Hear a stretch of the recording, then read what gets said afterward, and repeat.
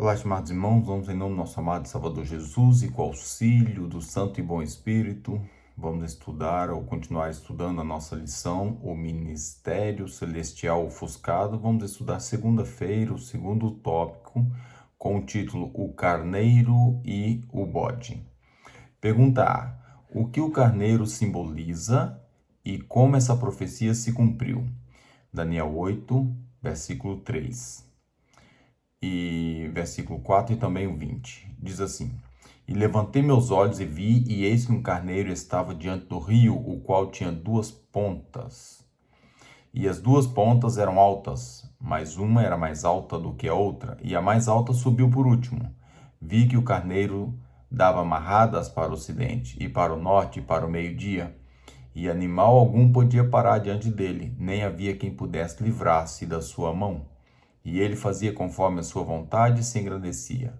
Aquele carneiro que viste com duas pontas são os reis de Média e da Pérsia. Então, o que o carneiro simboliza? Os reis de Média e Pérsia. Ainda Esther 1, verso 1. E sucedeu nos dias do Assuero, este é aquele Assuero que reinou desde a Índia até a Etiópia, sobre 127 províncias. Portanto, aqui está então esse carneiro, esse animal que o simbolismo dele era os reis da Média Persa e o rei Assuero que teve ali naquela época a governar sobre, como diz aqui, 127 províncias. Diz apenas inspirado Livre Educação, páginas 176 e 177, diz assim: Enquanto as nações rejeitavam os princípios de Deus e nessa rejeição causavam sua própria ruína, ainda era evidente que um propósito divino e soberano estava operando em todos os movimentos delas. Cada nação que apareceu na história teve permissão para ocupar seu lugar na terra. Esse privilégio servia como uma avaliação para ver se ela cumpriria o propósito do vigia e santo. A profecia traçou o surgimento e a queda dos grandes impérios do mundo: Babilônia, Medo-Pérsia, Grécia e Roma. Com cada um deles, assim como ocorreu com nações de menor porte, a história se repetiu. Cada um teve seu tempo de prova. Cada um falhou. A glória de todos se dissipou. Seu poder se foi e outra potência ocupou o seu lugar.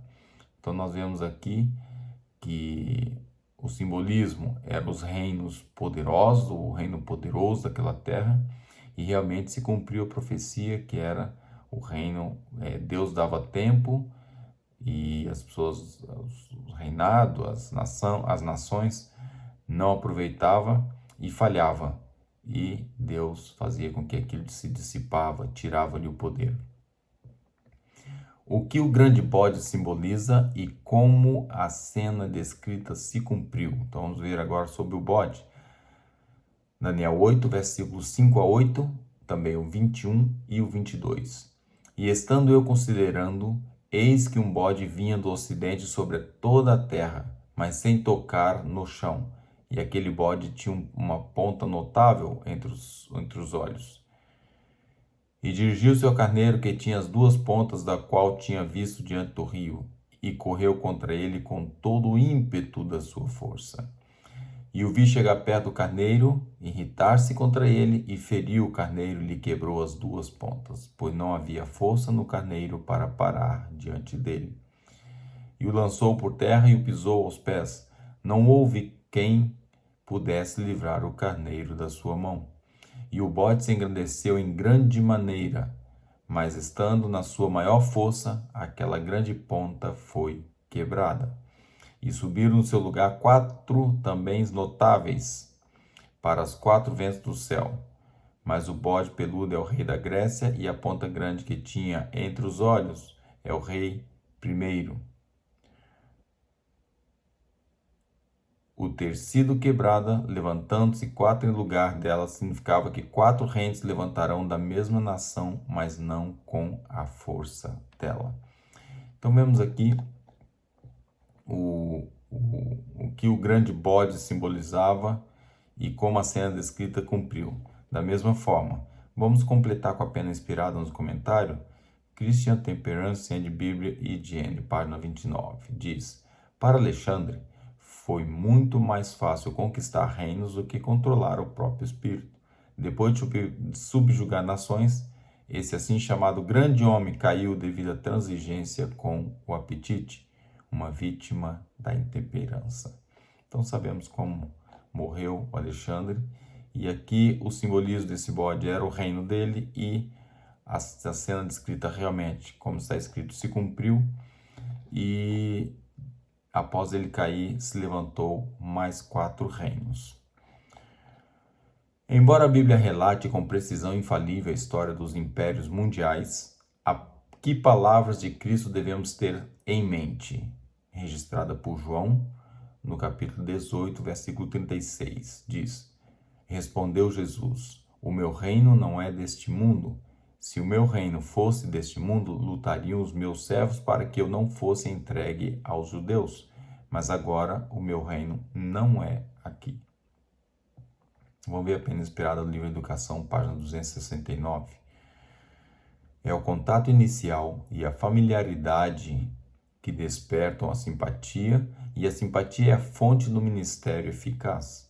Visando despertar nas crianças e jovens a simpatia e o espírito de sacrifício pelos milhões de pessoas que sofrem nas regiões além, é importante que eles se familiarizem com essas terras e seus povos. Nesse caso, nossas escolas podem realizar muito nesse sentido.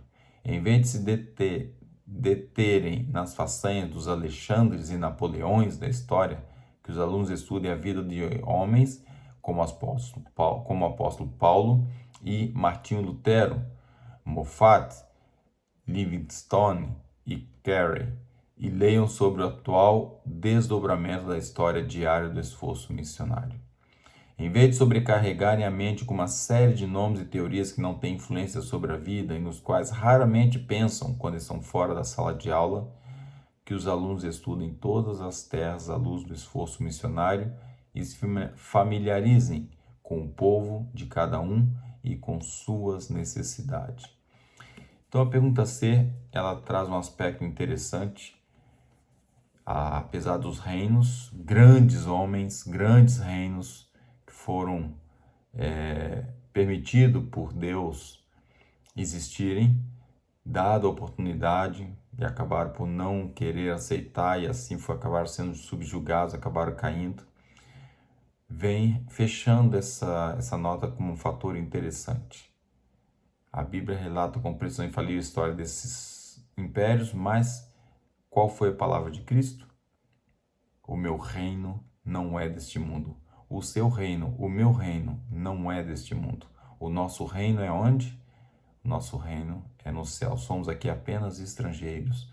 E o nosso trabalho é familiarizar-se com outros, até com outras culturas, até com outras nações, para poder levar essa mensagem a outros que ainda não conhecem.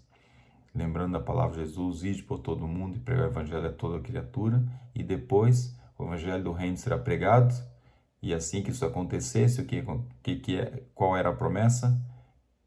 Jesus voltaria. Então vamos lembrar da necessidade que temos de não querer nessa terra poder, não querer se agarrar aos bens, não querer ficar agarrado a nada nesse mundo.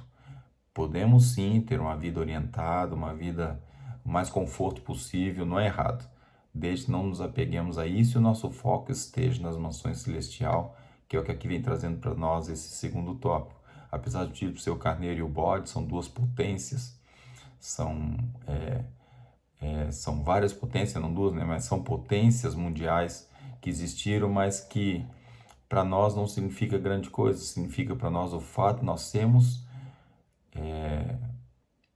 alguém que está esperando um reino, alguém que está esperando um reino do outro mundo, buscar um reino que não é dessa terra. Somos aqui, então, como já disse, peregrino. Que Deus nos abençoe e nos ajude para que possamos entender a necessidade de não buscar grandeza neste mundo, e sim buscar preparar o nosso caráter, que vai ser o maior investimento que nós vamos fazer para a nossa vida eterna. Que Deus nos abençoe e dê sua graça para isso. Amém.